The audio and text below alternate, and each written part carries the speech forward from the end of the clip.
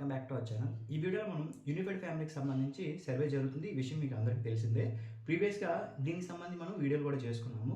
ఇకపోతే survey almost 75% వరకు పూర్తయిందండి.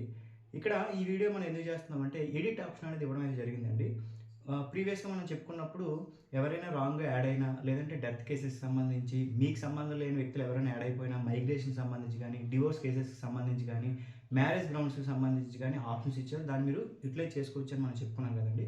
ఇక్కడ అలాగే మనకి మొత్తం ప్రొఫార్మా ఓపెన్ అయినప్పుడు 33 ప్రశ్నలకు సంబంధించి ప్రొఫార్మా ఓపెన్ అవుతుంది. ఏం చేస్తున్నారు, మీ క్యాస్ట్ ఏంటి, మీ మంత్లీ ఇన్కమ్ అనేది ఎంత ఉంటుంది, ఇలాంటి విషయాలన్నీ కూడా ఆ సర్వేలో పొందుపరిచారు. మీకు కారు ఉందా, లేదంటే ఎలక్ట్రికల్ ఓన్ హౌసా, రెంట్ హౌసా, ఇలాంటి వివరాలన్నీ కూడా వాళ్ళు అడిగారు, పొందుపరుచుకున్నారు.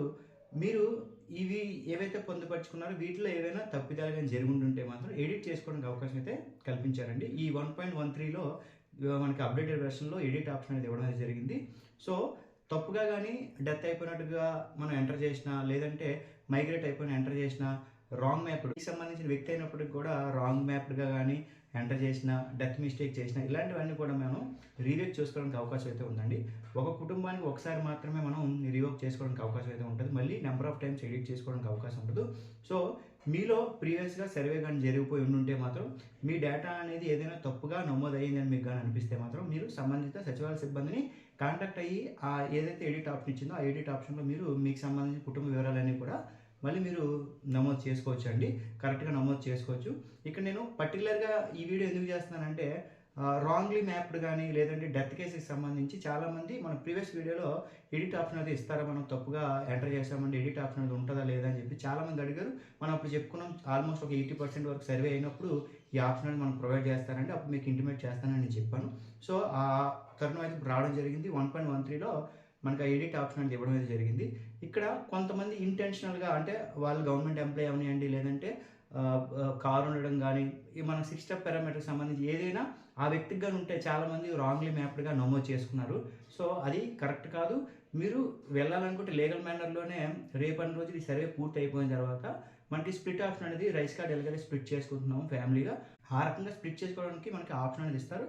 అప్పుడు మాత్రమే మీరు స్ప్లిట్ చేసుకోవాలి. కానీ ఇలాగా మీకు సంబంధించి మీ వల్ల ఏదైతే కుటుంబం ఉందో ఆ కుటుంబానికి ప్రాబ్లం అవుతుందని చెప్పేసి ఆ సంబంధిత వ్యక్తిని డెత్ కింద కానీ, లేదంటే మైగ్రేట్ అయిపోయారు కానీ, లేదంటే రాంగ్ మ్యాప్డ్గా చాలామంది డిలేషన్ అయితే చేసుకున్నారు.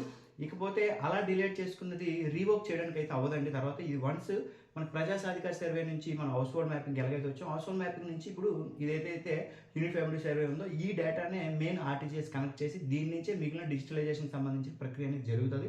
రేపన్న రోజు మీరు రిజిస్ట్రేషన్ ప్రక్రియకి వెళ్ళినా, ప్రాపర్టీ ట్యాక్స్ సంబంధించి వెళ్ళినా, లేదంటే భూములకు సంబంధించిన వివరాలకు కానీ, ఆరోగ్యశ్రీకి కానీ, రైస్ కార్డ్ కానీ, ఇలాంటి ఏవైనా సరే ఈ ఏదైతే డేటా ఉందో ఈ డేటా బేస్ చేసుకొని అవుతుంది.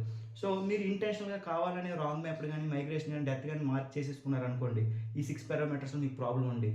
అలాంటి కేసెస్ ఏమవుతాయంటే మీరు ఎంటైర్ ఫ్యామిలీకి ఇంపాక్ట్ అవుతుంది అనమాట. మీరు ఏదైనా యాక్టివిటీ చేసుకోవాలనుకుంటే, ఏదైనా డిపార్ట్మెంట్ మీరు కాంటాక్ట్ అయ్యారనుకోండి, మీకు సంబంధించిన డేటా డెత్ గాను, రాంగ్ మ్యాప్డ్ కానీ మార్క్ అయిపోయి ఉండిపోతుంది. మళ్ళీ అగైన్ మీరు మార్క్ చేసుకోవడానికి ఎక్కడ అవకాశం అనేది ఉండకపోవచ్చు. కాబట్టి మళ్ళీ ఆప్షన్ అయితే ఇచ్చారు. కాబట్టి ఇలాంటిది ఏదైనా తప్పిదంగానే జరిగితే మాత్రం ఖచ్చితంగా మీరు ఎడిట్ చేసుకొని మీ వివరాలు అనేది క్లియర్గా ఇవ్వండి. ఇకపోతే మనకి ఇవ్వబడిన 33 ఏవైతే ప్రశ్నలు ఉన్నాయి, ప్రశ్నలన్నీ కూడా మీరు ఎడిట్ చేసుకోవచ్చు. ఒకసారి మనం ఎడిట్కి సంబంధించి మళ్ళీ సబ్మిషన్ చేసామంటే మనకి ఎడిట్ చేసుకోవడానికి అవకాశం ఉండదు. మనం ఇవ్వబడిన డేటా ఏదైతే ఉందో అది 24 అవర్స్లో మళ్ళీ కొత్తగా రిఫ్లెక్ట్ అవుతుంది అని చెప్పేసి మనకి క్లియర్గా మెన్షన్ చేయడం అయితే జరుగుతుందండి. కాబట్టి నేను చెప్పిన ఈ కేసెస్కి సంబంధించి ఎవరైనా తప్పిదాలు కానీ జరుపుకొని ఉంటే మాత్రం క్లియర్ చేసుకోండి. యూనిఫైడ్ ఫ్యామిలీ యొక్క ముఖ్య ఉద్దేశం ఏంటో మనం ప్రీవియస్ వీడియోస్లో ఆల్రెడీ చెప్పుకున్నాం కదండి. డిజిటల్ కార్డు ఆంధ్రప్రదేశ్లో ఉన్న ప్రతి పౌరుడికి సంబంధించిన వివరాలన్నీ కూడా డిజిటలైజేషన్ చేసి ఒక స్మార్ట్ కార్డ్ అనేది ఇవ్వడానికి ఈ సర్వే అనేది జరుగుతుంది. సో మీరు ఇచ్చే వివరాలు ఏవైతే ఉన్నాయో అవి ఎఫెక్టివ్గా, క్లియర్గా, నీట్గా ఇచ్చుకునే ప్రయత్నం చేయండి.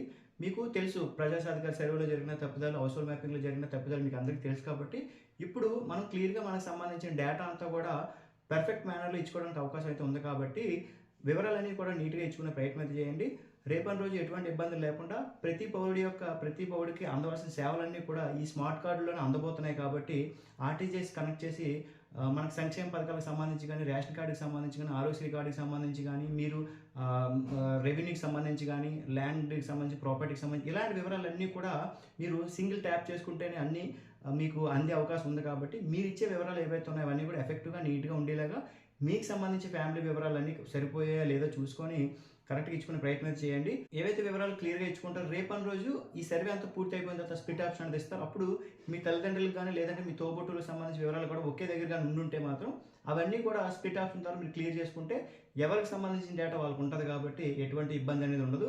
డెత్ కేసెస్లో కానీ రాంగ్లీ మ్యాప్డ్గా కానీ మీకు సంబంధించిన వివరాలు మాత్రం డిలీట్ చేసుకునే ప్రయత్నం చేయకండి. ఎందుకంటే వన్స్ మీకు సంబంధించిన ఆధార్ అనేది డెత్ కేసులో కానీ రాంగ్లీ మ్యాప్డ్గా కానీ మైగ్రేషన్గా కానీ లాక్ అయిపోతే రేపు గవర్నమెంట్ నుంచి మీరు ఏదైనా యాక్టివిటీ చేసుకోవాలంటే మాత్రం మీకు సంబంధించిన ఆధార్ అనేది లాక్ అయ్యే అవకాశాలు అవి ఉంటాయి. కాబట్టి ఏదైనా ఇచ్చే వివరాలు మాత్రం క్లియర్గా ఇచ్చుకునే ప్రయత్నం చేయండి. డెత్ కేసుకి సంబంధించి కానీ రాంగ్లీ మ్యాప్కి సంబంధించి సర్వే అయినప్పుడు ఇమీడియట్ యాక్షన్లోనే అది అక్కడికి క్లోజ్ అయిపోతుంది. డివోర్స్ కేసెస్ సంబంధించి కానీ మ్యారేజ్ కేసెస్ సంబంధించి కానీ మనం సర్వే చేసినప్పుడు ఎంటైర్ డీటెయిల్స్ అన్నీ కూడా అడుగుతుంది. ఇకపోతే ఈ ఎంటైర్ డీటెయిల్స్ అన్ని క్లోజ్ అయినప్పుడు మనకి డివోర్స్ కేసెస్ సంబంధించి అక్కడ నెక్స్ట్ యాక్టివిటీ ఏం జరుగుతుంది అని చెప్పేసి మనకు ఒక కన్క్లూజన్ అయితే లేదండి.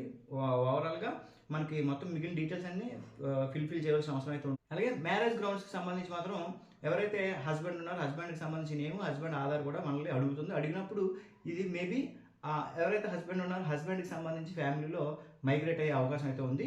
డివోర్స్ కేసెస్ సంబంధించి మాత్రం ఏమవుతుంది అనేది మనకి కన్క్లూజన్ అయితే లేదండి. దాని గురించి మనకి క్లారిటీ వచ్చినప్పుడు నేను మీకు వివరంగా చెప్తాను. ఇది ప్రస్తుతానికి ఈ ఎడిట్ ఆప్షన్ సంబంధించి యూనిఫైడ్ ఫ్యామిలీ సర్వేలో ఇవ్వబడిన అప్డేట్ అండి. ఏదైనా డౌట్ ఉంటే కామెంట్ చేయండి. వీటిలో ఇంకా మార్పులు చేర్పులు చాలా జరుగుతాయి. సో ఎవరైనా తప్పిదంగా నమోదు చేసుకుంటే మాత్రం ఎడిట్ చేసుకోండి. ఓకే అండి. ఇలాంటి మోర్ ఇన్ఫర్మేటివ్ వీడియోస్ కోసం please like, share and subscribe అండి. Thank you.